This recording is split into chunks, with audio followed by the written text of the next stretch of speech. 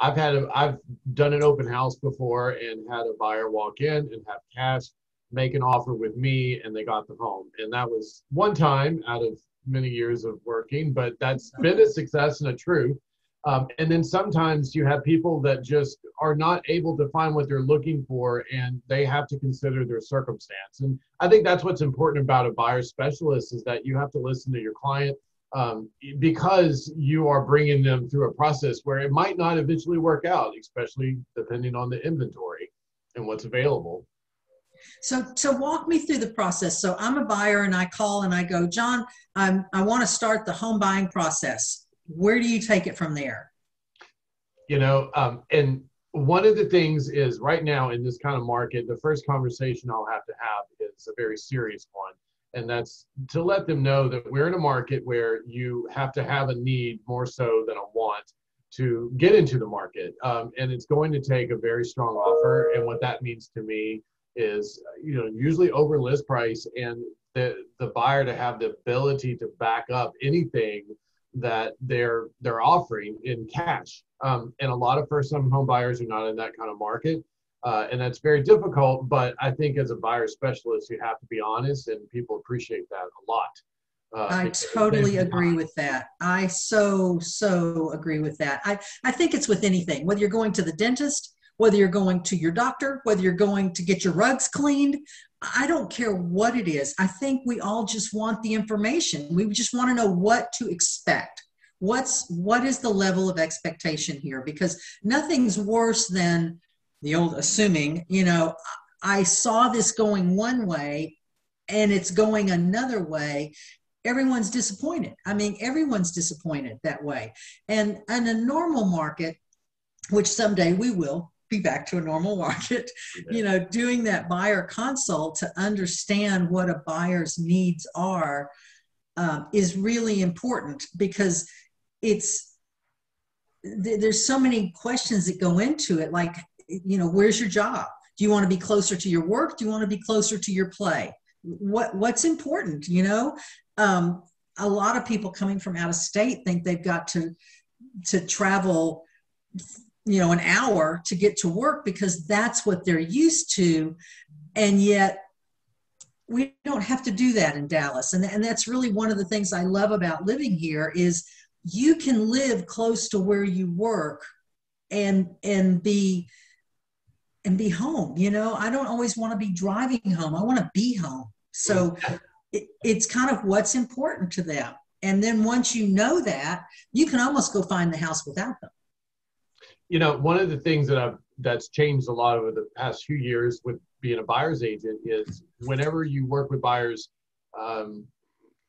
usually they would find something on their own online. And so right now, that's the biggest thing. Whereas before you would set them up on searches, which we're still doing, and we're still assisting them in that way because we have the access as agents, but they're finding a lot of the inventory on their own, coming to you and saying, this is what I like. And it makes the process easier because as a buyer's agent, we have to represent them through the whole process. And that's including maybe perhaps helping them find financing, getting in touch with an inspector, et cetera, all through the process, working with the title company. So that's just one of the things that you have to consider up front.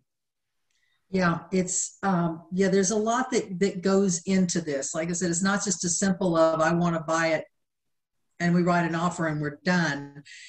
You're kind of stuck with us for the rest of your natural life, as I tell our clients, because it's not just one small thing of the contract. That's just one tiny little bit. Like you said, it's inspections. It's interpreting the inspection, out of this huge, 19-page, 20-page document that they're giving you. What's important here? What do we need to be asking for? What's reasonable? Insurance, finding a good insurance company, of getting your homeowner's insurance, and the lender is vital. To know the lender is huge. I want a lender to take care of our clients as much as we do. Right. I mean, I want them to be available and answer the questions, and I think, I think that's really one of the important things here is our job.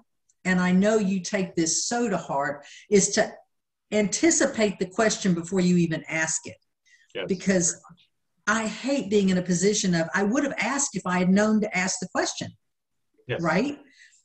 And you're looking at a house with totally different eyes than a buyer is. I'm looking at all the pretties, right? I'm looking at the cute tile and the great this and the cute mirror and all that. You're looking at the giant crack that's I'm eyeing at the top of the ceiling because they're loving everything cosmetic. And so I just find a lot of things where I've experienced a lot of inspections. I'm aware of what inspectors look for. I'm not a licensed inspector, but I can help my buyer as we're looking at houses, as we're going out, viewing the homes.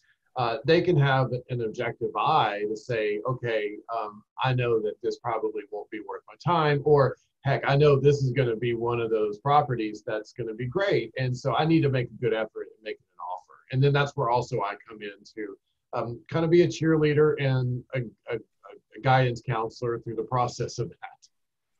Yeah, without a doubt. We definitely look at houses with a different eye than a buyer does.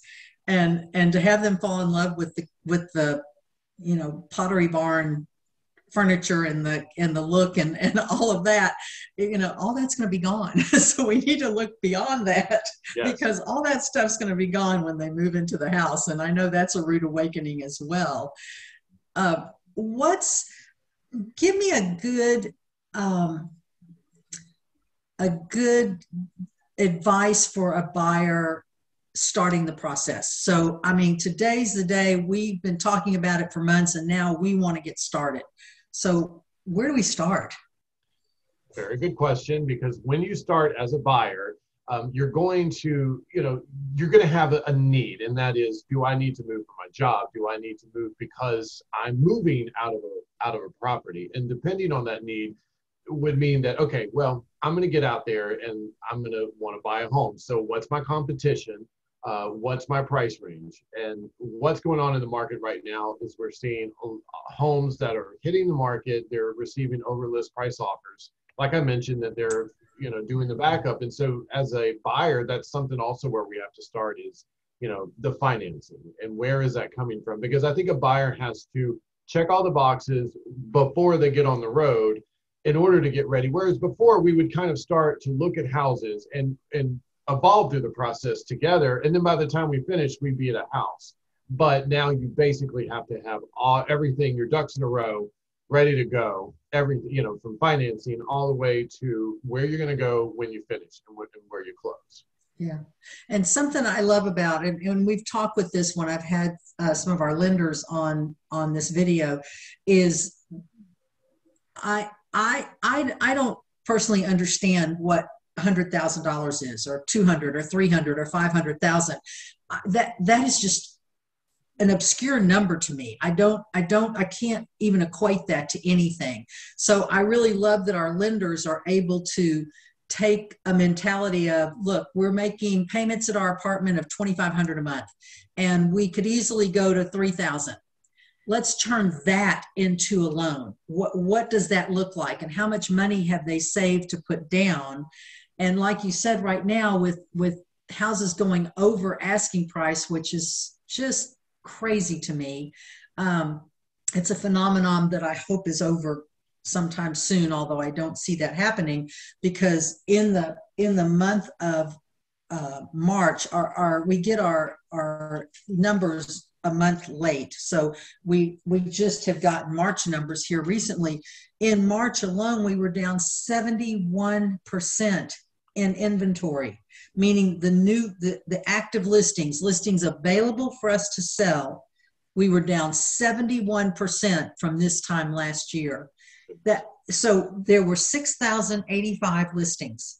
That's all there is of active listings at that time. And of course, that's a quick snapshot, because the next day another listing comes on, but then understand another one sells and another one sells. So the net of active listings right now is only just right at 6,000.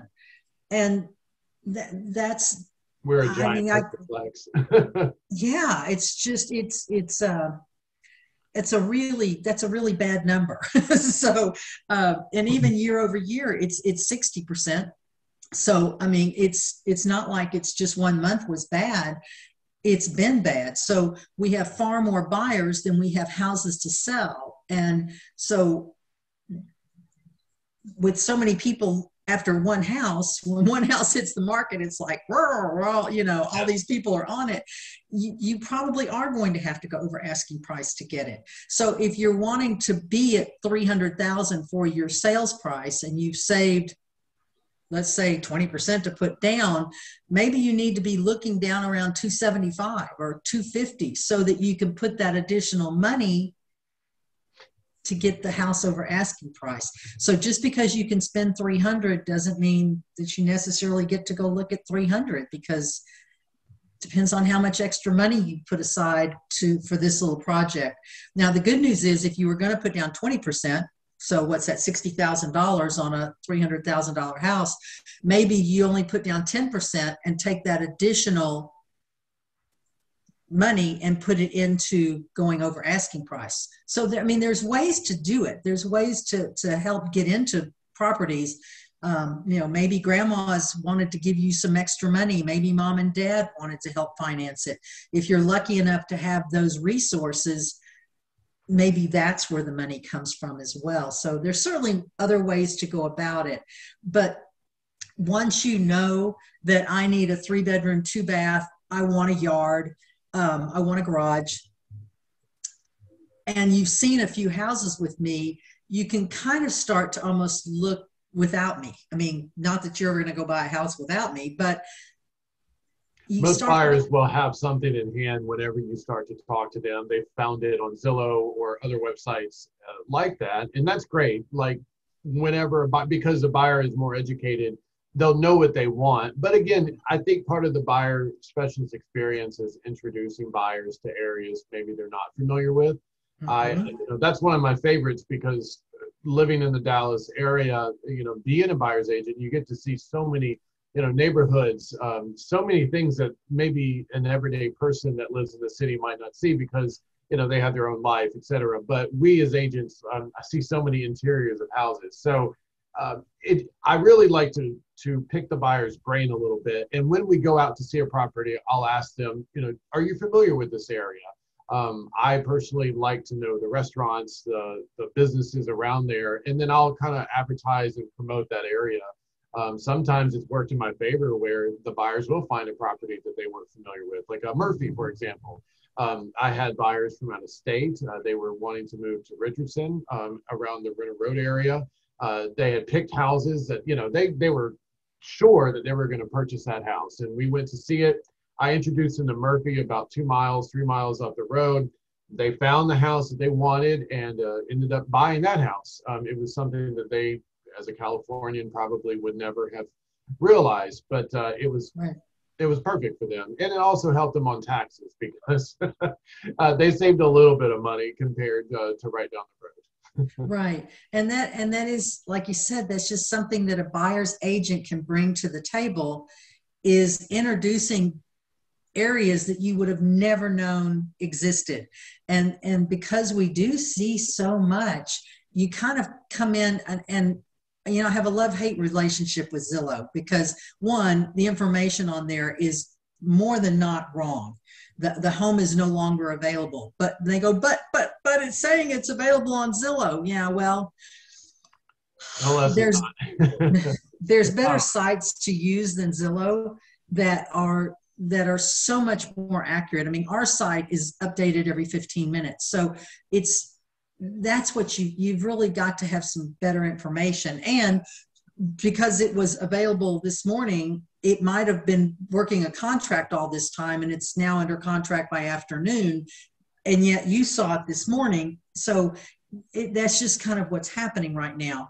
But I do love the fact that you can hear what a buyer is saying and then take them to areas that meet needs that they would not have otherwise ever known about. We're a big city. We're a really big city. Lots of personalities, lots of great places to be. Yeah. We got a question. Okay.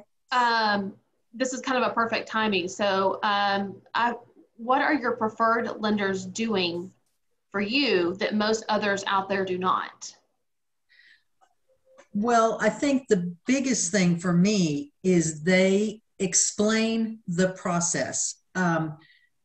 Sometimes some of these lenders, let's see if there's a good way to describe this. You're just a number. You're just another person that needs a loan. They don't take the time to talk to you, to understand what your needs are.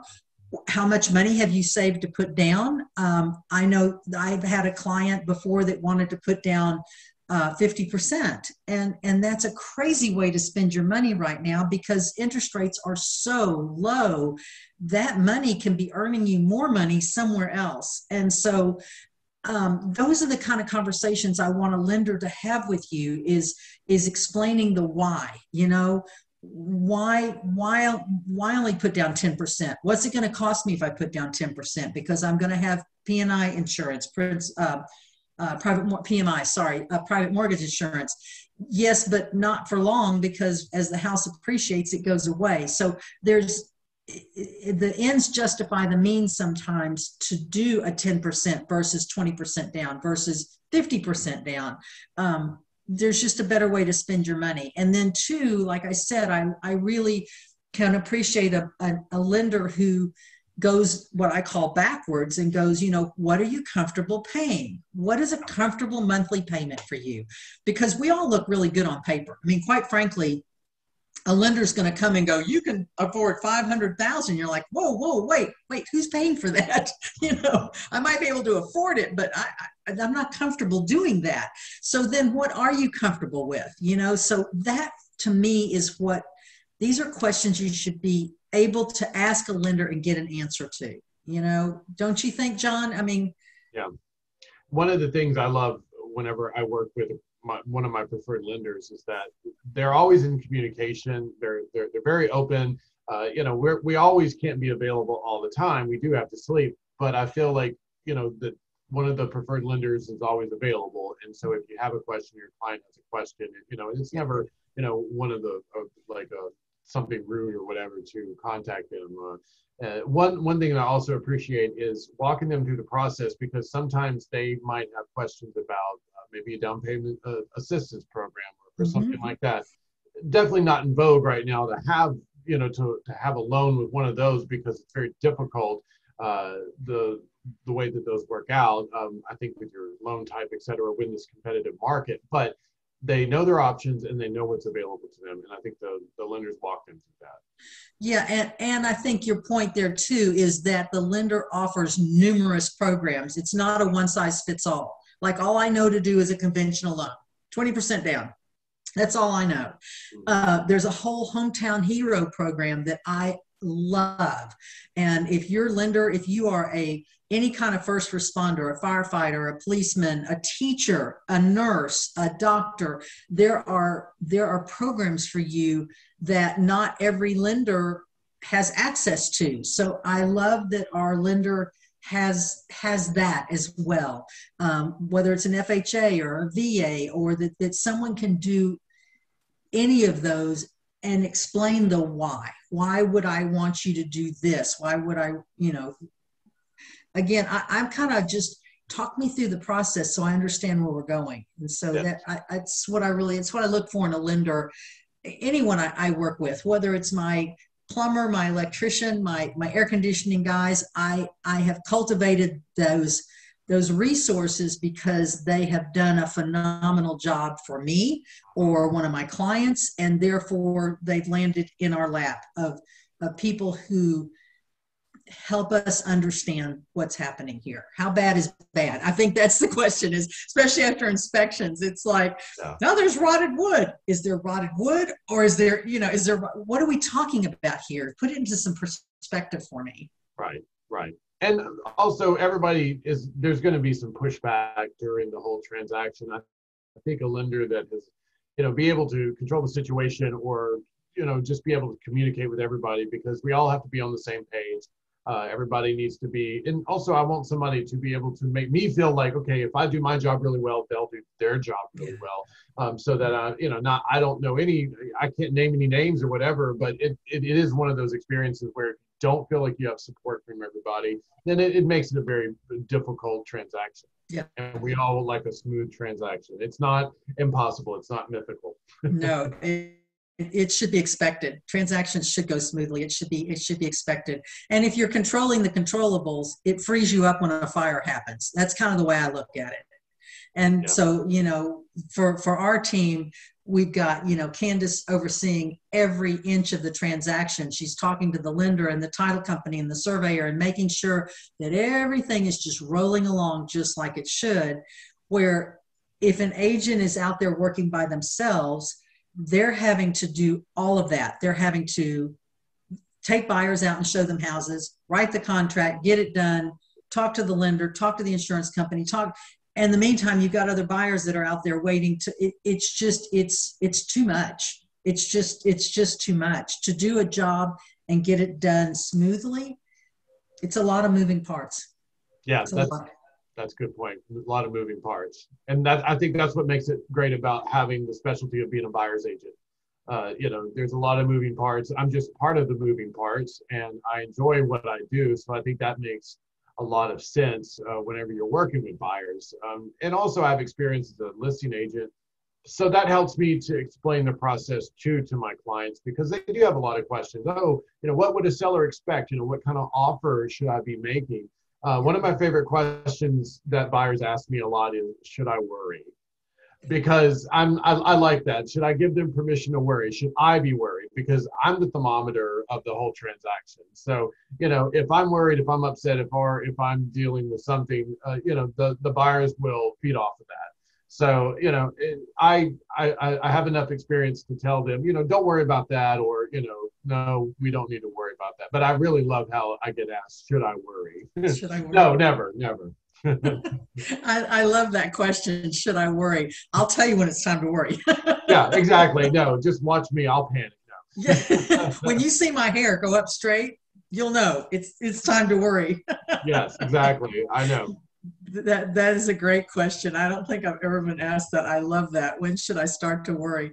Hopefully, like I said, we've taken care of the controllables and everything we can take care of. I mean, yes, there's going to be some outstanding things that pop up, and it just is. It's unforeseeable, and it happens on occasion. But you sure try to keep that down to a minimum. That's for sure. We try to keep that to a level. Candace, do we have another question down there? Yes. I'm going to post it here. They were asking about where to go look for houses. I'm going to post that link over here on the Q&A so everybody sees it. I'm going to post our website. Right. I want to mention I thought about this, is that our broker, Dave Perry Miller, and also our companies of Evie Holiday, one of our apps, they just released the new app for like the Dave Perry Miller app. So one of the great features I love on this app, especially as buyer's agent, and then as buyers go out there, you can click on your camera and move your phone around, and it'll show you properties that are, like, if it's located over there, it'll show you how much it is and if it's for sale. So you can literally stand, in a neighborhood, and you don't have to see it visually, but you can know, like, behind, maybe a mile that way, there's a house for sale. Yeah. So, that's a good way to get acclimated. If you love a neighborhood, just park or stand on the sidewalk and then move in a 360 circle, and, you'll be able to get an idea of what's around you. Yeah, I love that you can draw on the Dave Perry Miller app. You can draw a circle, for example, if your job is here, you can draw a circle of what might be, however many miles or whatever around it. You can also search that way, 35 minutes from XYZ, and it will help you that way as well. So it's a really robust app as far as looking for houses. But I love when you drive into a neighborhood and all of them pop up on the map and what the prices are. So pretty quickly if you're in a neighborhood you can afford, or if you're in a neighborhood you need to get out of. Right. Quit looking. Yes. Let's go to the next neighborhood. This one's not going to do it for me. So no reason to fall in love with something you can't afford. And that being that comment, one of the other things I really love about working with you is when someone says, I want to spend $300 is my top. I know you're not going to show them $301. But yes, that's because I think that'll mix up expectations. Because, well, right now in this type of market, it's very difficult because, like you mentioned before, a buyer considering 300 is going to have to start at 250 and then pay overpriced for that just to be in a realistic situation.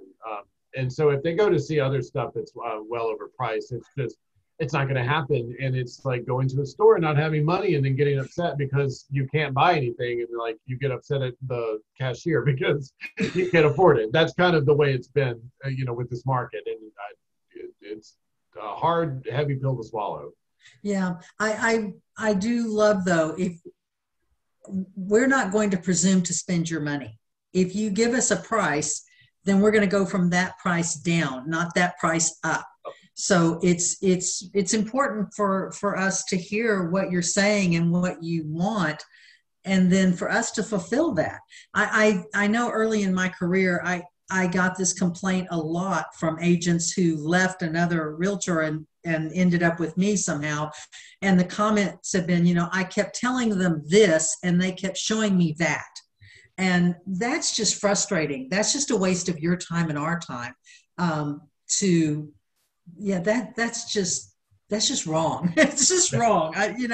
That's like saying I want a loaf of bread and I want to spend $1 and you show me $1.50 loaf of bread. I'm like, no, I can only spend $1 on that loaf of bread. So that's just a frustration that doesn't need to happen. So along those lines, do you do a consultation prior to getting started? Love to do that. That's one of the things that I think before COVID a few years ago, it would be more meeting face to face. Now we have the ability of FaceTiming, Zoom, etc. But it needs to be, or even just a text message at the most basic level. But it needs to be something where, we get on the same page. You asked me about the process, Mary Beth, and that's, I would say it's getting a search going, knowing your area, starting to get out there, because it's also like surfing. You have to catch the wave. And you got to ride that wave for a little bit. And sometimes I'll get messages from my buyer clients on a Monday morning, and we didn't go out looking at houses all weekend because, they had something going on, and that's fine. But then Monday comes and they're ready to go. And unfortunately, things are off the market or things are going under contract. So you just have to be aware of, you have to get on the same page as your realtor, kind of start breathing together.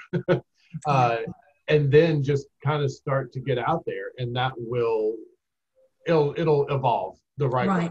I think just starting out, like you said, with that buyer consult of what are your must-haves, and as I call it, my non-negotiables, right? I've got to have 3 bedrooms, 2 baths. I want a garage, whatever. Now, when you start getting too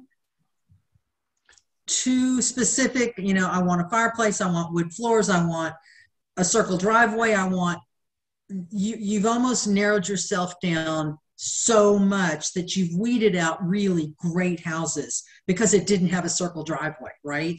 I've had so many buyers who thought they really wanted a fireplace, but after looking at houses with them and realizing they had to set their whole room up around a fireplace that you may or may not use in some years in Dallas, they bought a house without one.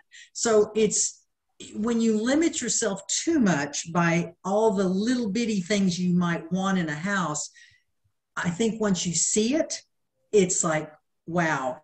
I always laugh about, the buyer who thinks, this is a business decision. And no, it's not. It's an emotional decision. You either feel good in a house or you don't. And I know that sounds so funny, but you can walk in a house and just feel that there's never been any laughter in this house. Yeah. It's just a sad house and you feel it. The walls, I don't know. I don't even know how to explain it, but you've been there, you know. And then you can walk in a house and just go, wow, this house is just joyful.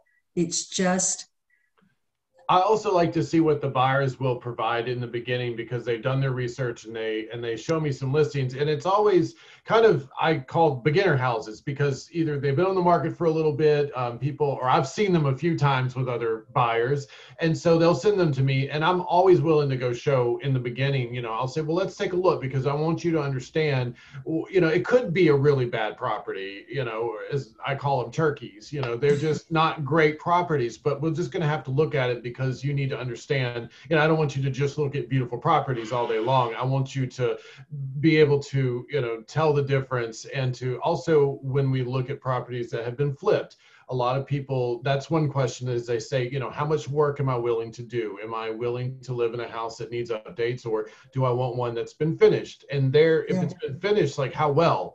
A lot of people, as we know, like to save money. We're in a time right now where, things are very expensive. So it's going to cost some money to do some updating, and you have to consider that as well.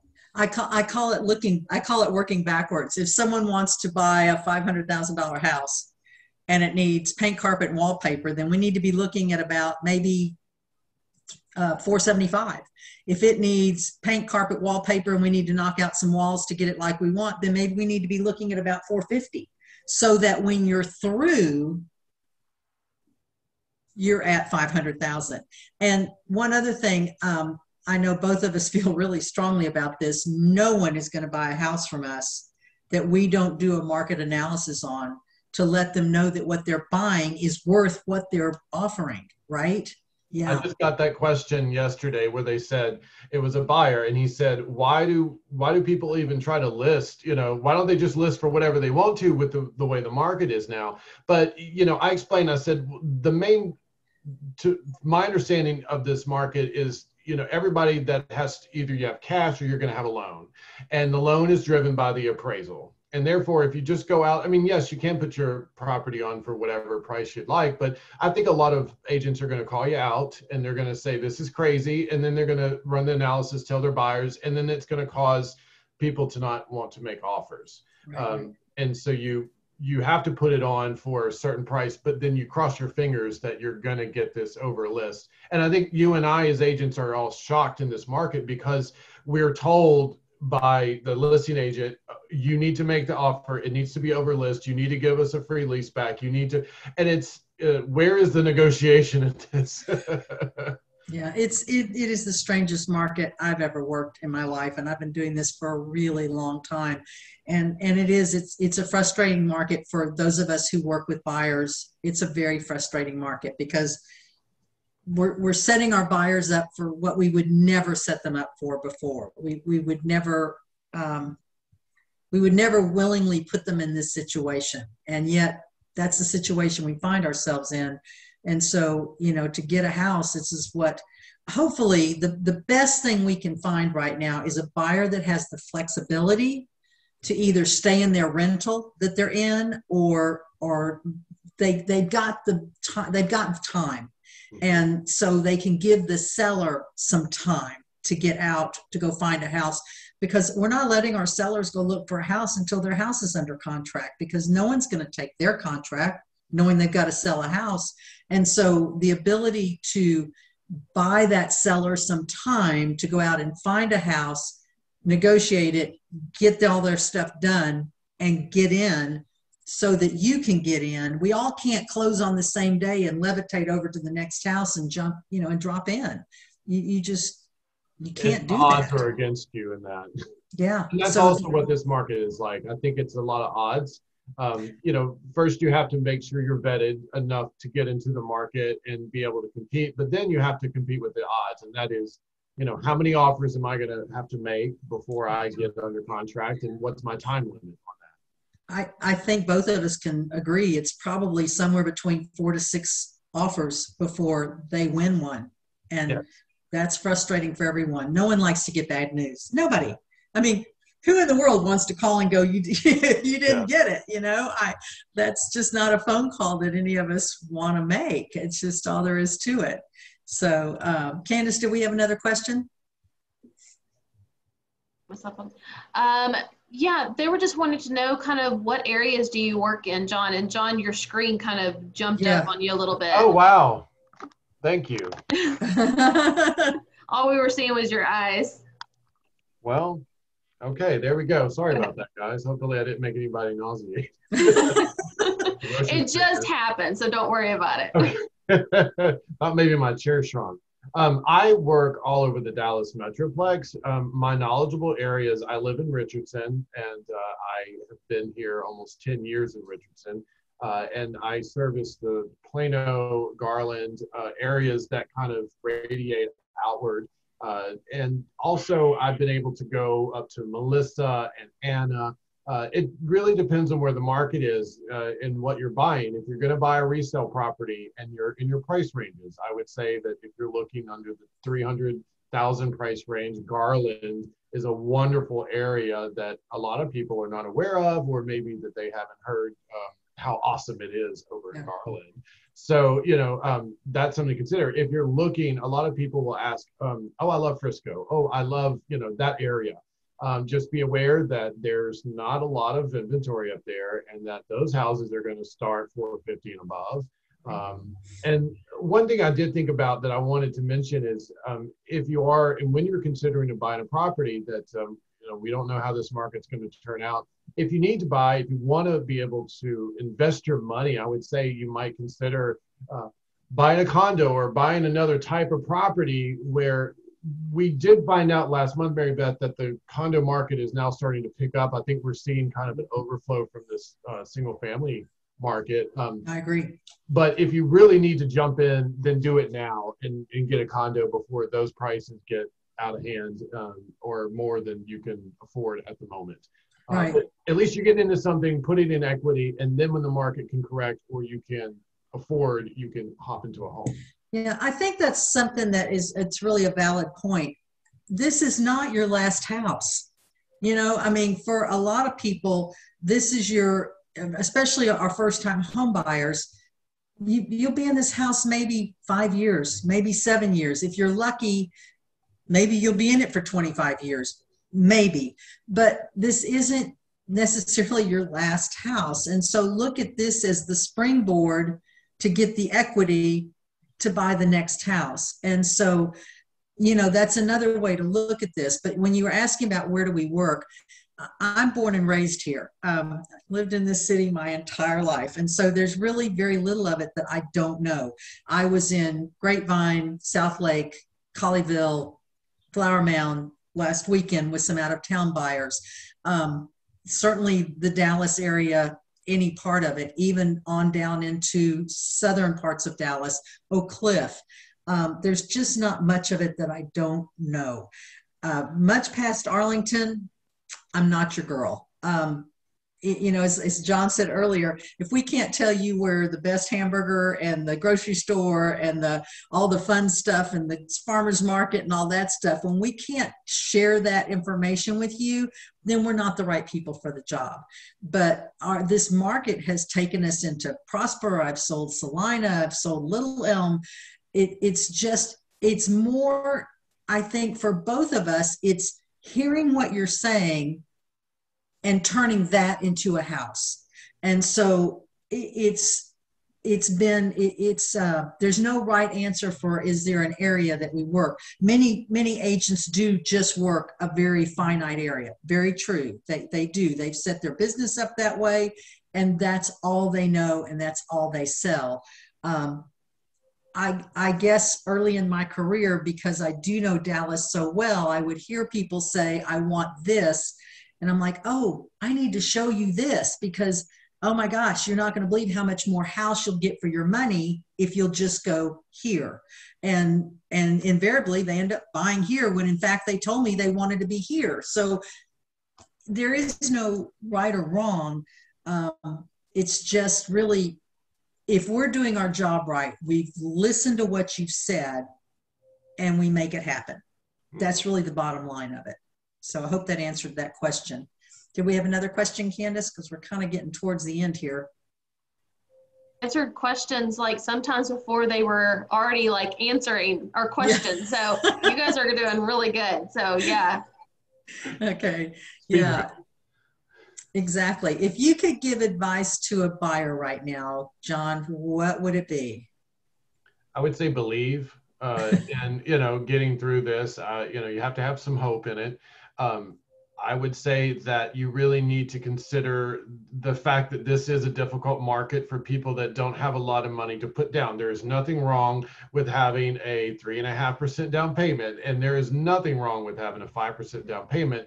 But unfortunately, with this market, the way that sellers are getting offers, that the ones that win are ones that have 20% down or more for the loan, or they do have a cash offer, which means no appraisal. I get that question a lot. Well, what's the difference? Why is a cash offer better?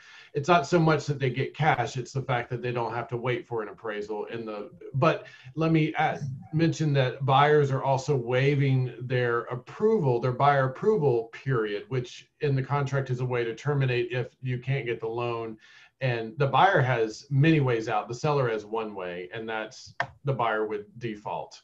Right. So, I would just say that, you have to realize that you're giving up a lot of your rights to terminate in the contract based on certain things. The only way that you can terminate, I would say, is if you were able to get an option period. And people are offering $500 nowadays that you have to be able to say goodbye to. And that's if you got under contract and if everything worked out. If you had to buy multiple houses, you're still going to be spending a lot of money out of pocket for option fees, unfortunately. If they accept your offer. If they accept your offer, right. The thing I think, if buyers, if everyone leaves with only one thing today, it's that as a buyer, you have got to be pre-approved, not pre-qualified. Pre-approved, meaning you have given the lender every piece of information they need to make you credit worthy so that you can buy this house. So what you're saying to the seller is, seller, I have given the lender everything they need, and all I need now is a house to go with my loan, because I am totally approved to buy this house at this amount of money. That has got to happen. That's not even a maybe anymore, because if you go into this, because then you become like a cash buyer, right? You're equal to a cash buyer, because the seller's going to get cash whether you get a loan or not. The seller's going to get the same cash, right? So it's just a matter that all they've taken out of the equation is an appraisal, which you can take out of the equation as well by giving an appraisal waiver saying, I offered this, I don't care what the appraised value is, I'm willing to pay it. So at $300,000, I'm willing to chunk in another $25,000 to buy this house for $325,000. Whatever it takes, you as a buyer are willing to do that.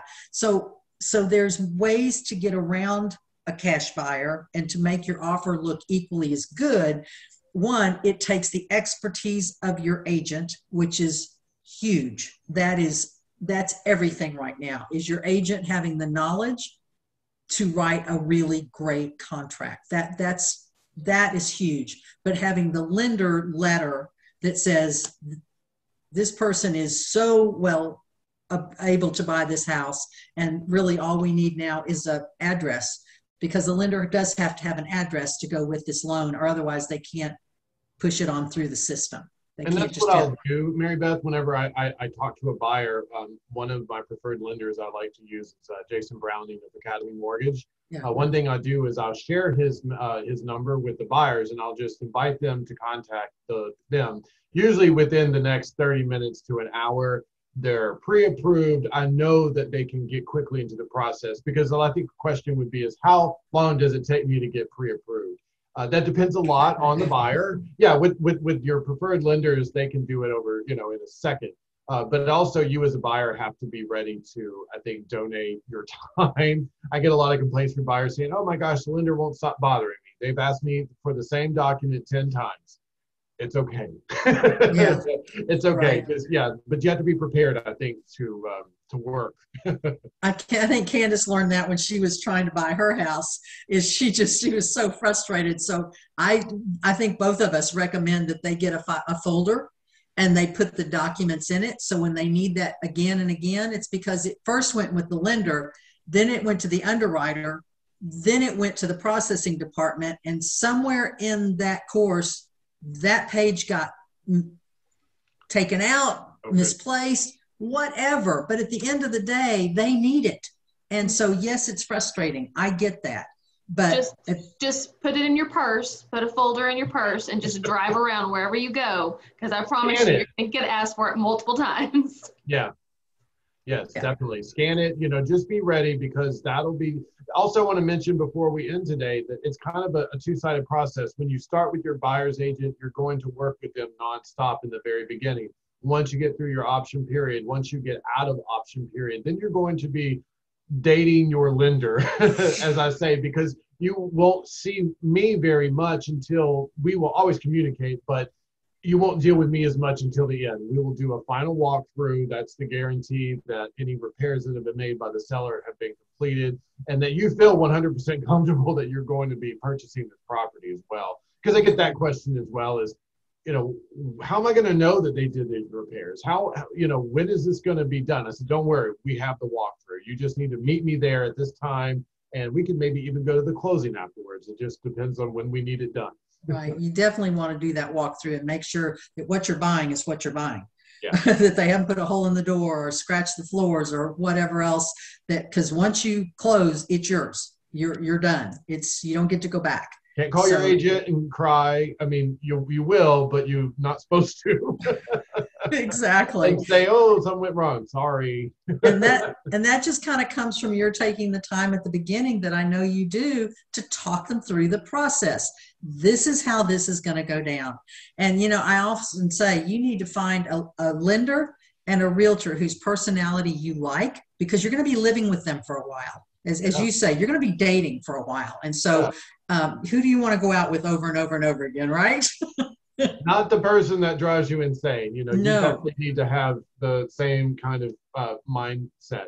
Nothing would be worse than being stuck in a car with someone you didn't want to be stuck in a car with. That would just be awful. So, Candace, do we have any other questions before we end this today? No, we're good. You guys get awesome. Lots of good information. Yeah, and if you have other questions for us, you can always go to info@dallasnative.com and ask any question that you want to ask, and we will certainly find the answer for you if we don't have it, but certainly answer you back. And our website at dallasnative.com is full of everything you would ever want to know about the Dallas and surrounding areas. And so that's another great place to go for some resources. So thanks so much for listening. John, thanks for joining us today. And Candace, as always, for watching our back and our chat box there. We appreciate it. And we'll see you guys next week. Thank you. Bye, guys.